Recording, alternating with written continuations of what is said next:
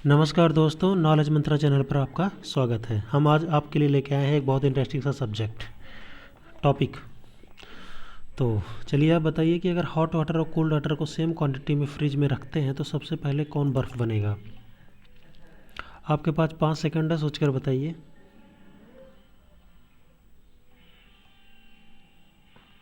जी हाँ, आपने सही एक कॉन्सेप्ट लगाया होगा कि कोल्ड वाटर सबसे पहले बर्फ़ बनेगा, पर ऐसा बिल्कुल भी नहीं है। अगर आप सेम क्वांटिटी वाटर और सेम क्वांटिटी हॉट वाटर और कोल्ड वाटर को फ्रिज में रखते हैं तो सबसे पहले हॉट वाटर बर्फ़ बनेगा, ना कि कोल्ड वाटर। जी हाँ, ये जानकर आश्चर्य होगा पर ऐसा ही होता है। इसे कहते हैं मिम्बा इफ़ेक्ट। क्या कहते हैं इसे? मिम्बा इफ़ेक्ट। मिम्बा इफ़ेक्ट का क्या कॉन्सेप्ट है कि एक साइंटिस्ट थे मिम्बा। इन्होंने क्या किया कि आइसक्रीम जब बना रहे थे तो इन्होंने ये देखा था कि गर्म दूध से जो आइसक्रीम बना रहे थे वो जल्दी जम गई, ठंडे दूध से जो आइसक्रीम जमा रहे थे वो बाद में जमी। तो इन्होंने यही इफ़ेक्ट दिया, इसीलिए इन्हीं के नाम पे इनका इस इफ़ेक्ट को कहा गया कि ये मिम्बा इफ़ेक्ट है। मिम ये मिम्बा, हाँ ये देखिए, ये जो राइट हैंड पे है वो डॉक्टर ऑसबर्न है और लेफ्ट हैंड पे जो है वो मिम्बा है।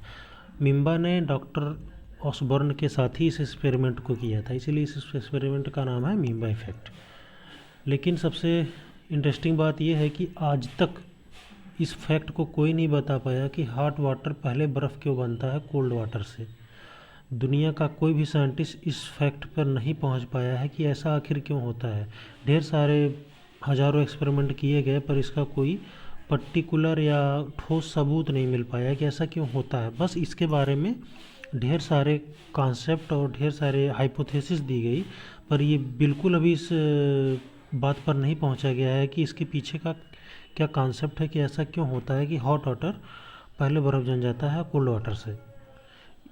बस इसके बारे में केवल कॉन्सेप्ट दिए गए हैं कि इस कारण ऐसा होता होगा, जबकि इसके सही कारण पे अभी तक नहीं पहुंचा जा सका है। तो चलिए हम देखते हैं कि ऐसे क्या क्या कॉन्सेप्ट दिए गए जिसके कारण ये ऐसा होता है। तो इसके इफ़ेक्ट में पहले कॉन्सेप्ट में आता है इवेपोराइजेशन।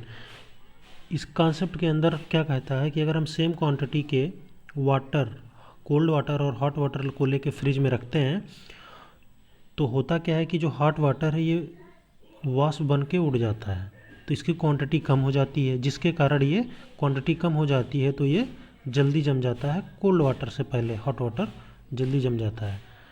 ये पहला कॉन्सेप्ट था। दूसरे कॉन्सेप्ट में ये कहा गया कन्वेक्शन।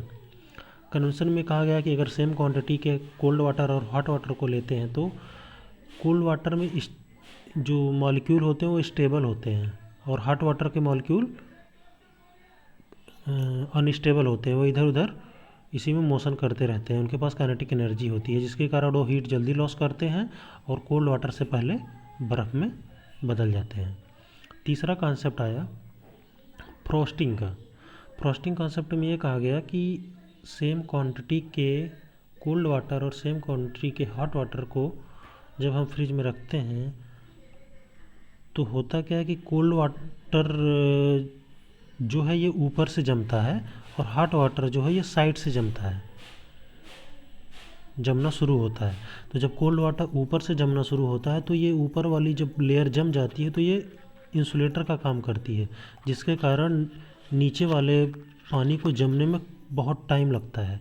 जबकि हॉट वाटर ये साइड से जमना शुरू होता है तो ये जल्दी जम जाता है कोल्ड वाटर से पहले, क्योंकि ये इंसुलेटर का काम करती है। तो नीचे का पानी बहुत पानी ही रहता है, ऊपर से जमते जमते आता है तो नीचे का जो पानी है ये बहुत देर बाद टाइम लग जाता है इसको जमने में, क्योंकि ये इंसुलेटर का काम क्या है कि ये न उष्मा जाने देता है न उष्मा आने देता है।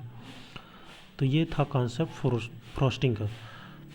चौथा कॉन्सेप्ट आया था डिजॉल्व गैसेस। डिजॉल्व गैसेस में कहा गया कि कोल्ड वाटर में कोल्ड वाटर में कोई भी वाटर उसमें ढेर सारी डिजॉल्व गैसेस रहती हैं, लेकिन कोल्ड वाटर में डिजॉल्व गैसेस और ये हॉट वाटर में डिजॉल्व गैसेस हैं।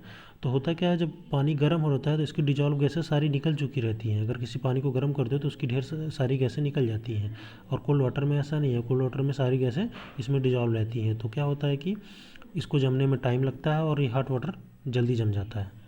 ये था कॉन्सेप्ट डिजॉल्व गैसेस का।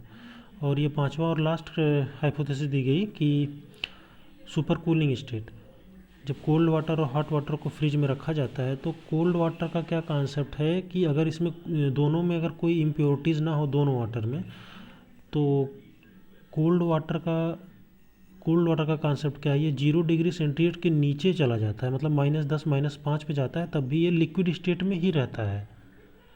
जबकि हॉट वाटर 0 डिग्री सेंटीग्रेड पे जम जाता है।